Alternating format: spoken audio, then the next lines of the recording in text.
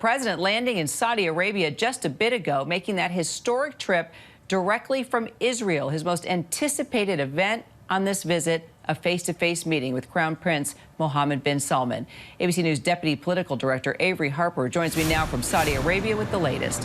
So, Averi, the fiancé of American journalist Jamal Khashoggi now, who was allegedly murdered by the Saudi government, is reacting to today's meeting. No surprise, between Biden and the Crown Prince, actually putting out a tweet saying, "Is this the accountability you promised for my murder?" So how is the Biden administration say that they're holding the Crown Prince accountable here? Right. Well, President Biden himself said earlier on this trip that he has made his stance clear on human rights issues as it relates to the Saudis. But the image that is now being blasted all over the world is that image of President Biden giving Crown Prince Mohammed bin Salman a fist bump. I can tell you that I've been watching TV here in Saudi Arabia, and that's the image that has been playing over and over and over again since it happened. So it's unclear as to what conversation is being had about Jamal Khashoggi in these meetings, if he was even brought up at all after reporters asked both the Crown Prince and the President about that. President Biden said this trip is about broader issues, about finding ways to reset the relationship between the U.S. and the Saudis so that they could work together to confront some of the largest issues facing this region. So, you know, Biden says this trip is about restoring U.S.-Middle East relations. However, this trip also comes at a time when the U.S. economy is just tanking. Gas prices are through the roof. So is this trip really about relations with the Middle East or domestic issues? I think it's a little of both. The president, in his column that he wrote about why he was coming to Saudi Arabia before he even left, said that the energy resources here in Saudi Arabia are vital to combating the impact of Russia's war in Ukraine. We know that gas prices in the U.S. are still high, even though they've been falling a little bit.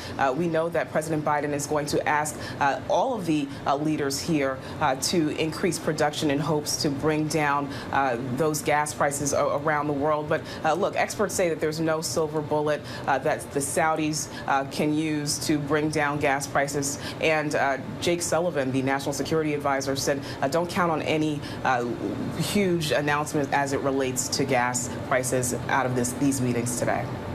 Well, the people have definitely spoken out about this because Biden's approval rating is at the lowest level of his presidency. So do you think this is influencing his priorities?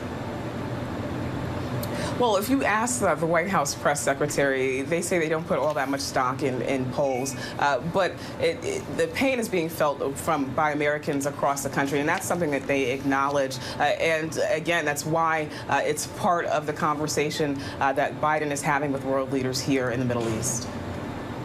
All right, and finally, you know, while Biden is there overseas, where you are, domestic issues clearly are not going away. We mentioned that, especially within his own party. And now you've got Senator Joe Manchin saying that he won't support any new climate spending or tax hikes on the wealthy.